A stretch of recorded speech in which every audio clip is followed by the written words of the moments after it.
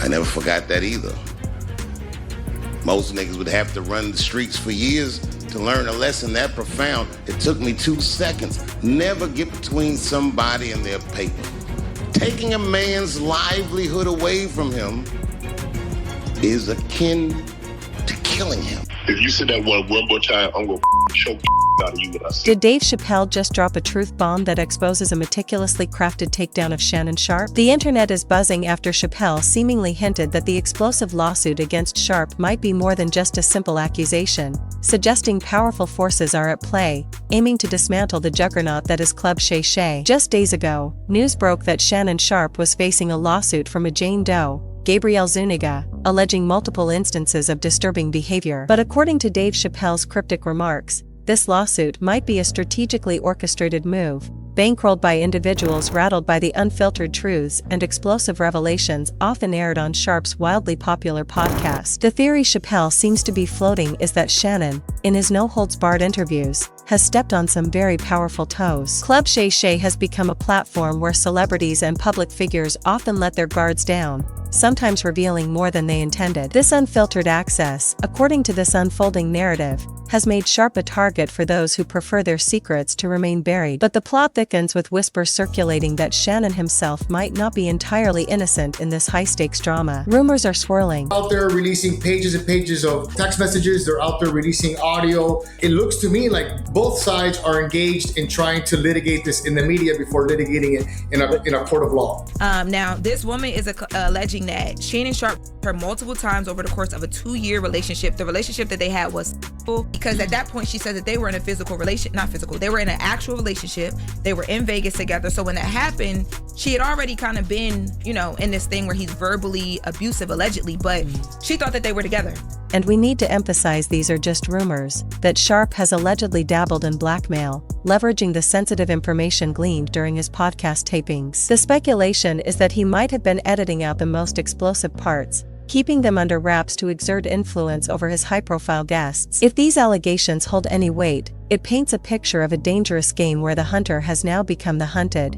Adding another layer to this complex situation, Dave Chappelle reportedly wasn't surprised by the brewing storm. Insiders claim that when Club Shay first exploded in popularity, Chappelle, a seasoned veteran in the celebrity landscape, cautioned Shannon about the inherent risks of exposing the inner workings and secrets of the elite. Hosting a podcast is one thing, but Club Shay seemingly crossed a line, venturing into territory that felt like a direct targeting of major celebrities. And as we all know, the rich and famous are notoriously protective of their image and fiercely retaliate against perceived betrayals, especially when the exposure comes from within their own ranks. To understand the current climate surrounding Shannon, we need to rewind to a pivotal moment: Katt Williams' infamous interview on Club Shay last year. That conversation, which has now amassed over 80 million views, essentially set the tone for a year of explosive revelations and celebrity call-outs. However, while fans lapped it up, many celebrities were reportedly seething. It wasn't just the average Joe or Jane Doe on social media making accusations.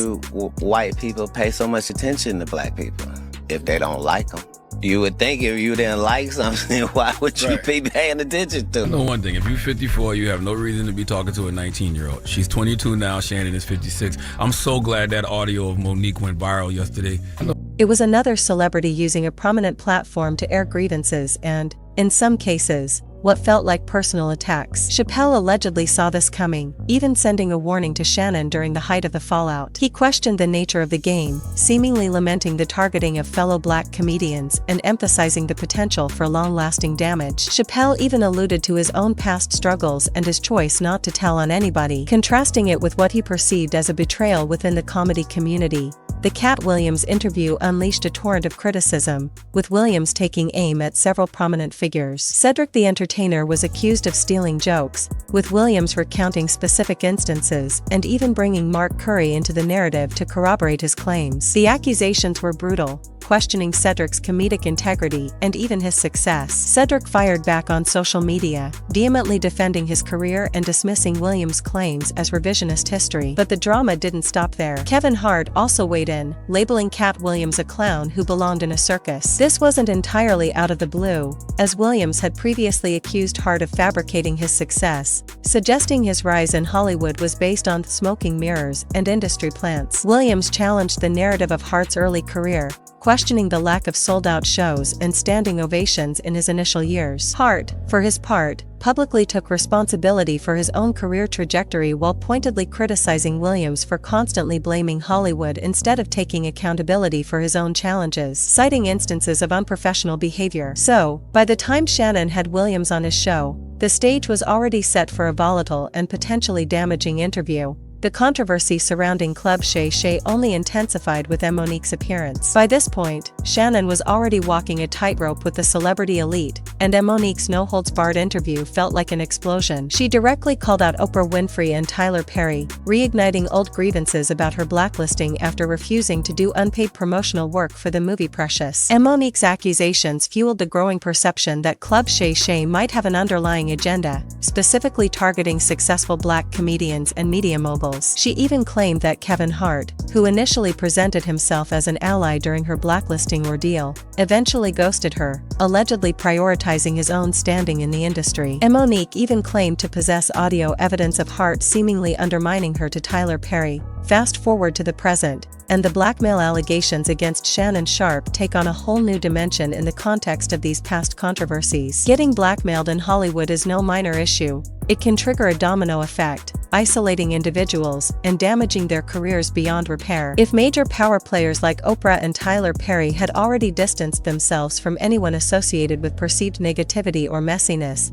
the blackmail allegations would provide further ammunition for those wanting to see Club Shay silenced. Even D.L. Hughley publicly criticized the podcast, accusing Shannon of facilitating the spread of lies and false narratives. The image of Club Shay was becoming increasingly volatile, drawing comparisons to the chaotic and often controversial reign of Wendy Williams, adding fuel to the fire. Dave Chappelle's recent comments about the lawsuit being a potential setup couldn't have come at a more strategic time. Just before his remarks, it was publicly announced that Shannon Sharpe was on the verge of signing a massive podcast deal, potentially exceeding $100 million, after his contract with Colin Cowherd's The Volume Network expired. This timing is crucial, as Sharpe's lawyer himself echoed Chappelle's sentiments in a statement, suggesting that the plaintiff, Gabrielle Zuniga, was well aware of this lucrative deal and strategically filed the lawsuit to gain maximum leverage, essentially painting it as a classic case of blackmail. The lawsuit itself contains disturbing allegations. Gabrielle Zuniga accuses Shannon Sharpe of manipulative and controlling behavior, including non-consensual acts. She claims that Sharpe ignored her pleas to stop and that the incidents occurred in late 2024 and early 2025. That's Attorney Busby, and I asked him,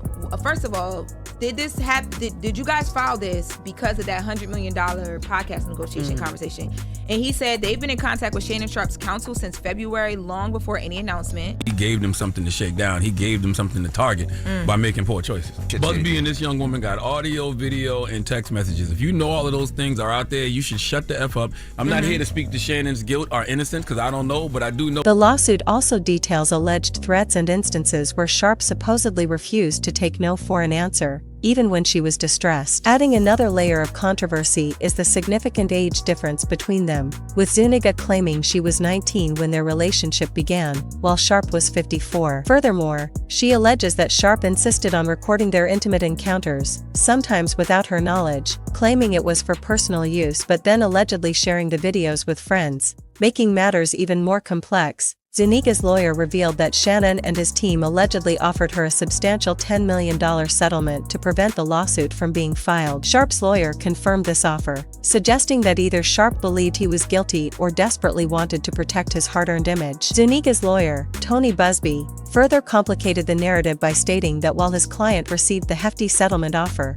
she chose to proceed with litigation instead. He accused Sharpe's team of attempting to discredit and dox his client and even attacking him personally. In response, Shannon and his legal team vehemently denied all allegations of coercion and misconduct, particularly the accusation of non-consensual acts. They countered by leaking what they claimed were past text messages from Jane Doe to Shannon, containing explicit and sexually suggestive language, including requests for specific acts and scenarios. Their statement portrayed the relationship as a consensual adult one involving role-playing and explicit fantasies allegedly requested by Zuniga. They argued that the secretly recorded video, which they believe was heavily edited and taken out of context, was being used in a blatant attempt at blackmail. However, Tony Busby, Zuniga's lawyer, swiftly responded, claiming that all the leaked text messages predated the alleged non-consensual incidents. Out there releasing pages and pages of text messages, they're out there releasing audio. It looks to me like both sides are engaged in trying to litigate this in the media before litigating it in a court of law. He argued that the release of these texts was a deliberate attempt to distract the public from the serious allegations in the lawsuit. Busby then released his own set of alleged texts from Zuniga, where she expressed distress and accused Sharpe of ignoring her explicit no regarding a specific intimate act. He also released a disturbing audio clip where Sharpe can allegedly be heard threatening to choke Zuniga during a heated exchange. In another leaked audio, Sharpe allegedly made disturbing comments referencing a big black guy choke small white woman. Busby described the content of these clips as not playful but disturbing, aggressive, and dangerous, suggesting they paint a clear picture of Sharpe's alleged treatment of Jane Doe, leading her to flee and cut off all contact. So, we are left with a tangled web of accusations, denials, leaked texts, and disturbing audio. Dave Chappelle's insinuation of a targeted attack adds another layer of intrigue, suggesting that the lawsuit might be part of a larger campaign to silence Shannon Sharpe and Club Shay, especially now that he is on the cusp of a massive new deal. The stakes are incredibly high, and the truth remains elusive amidst the he said, she said battle playing out in the public eye. What do you make of Dave Chappelle's revelations? Could this lawsuit truly be a setup orchestrated by powerful figures? And what do you think the leaked texts and audio reveal about the truth of this complex and disturbing situation? Share your thoughts in the comments below.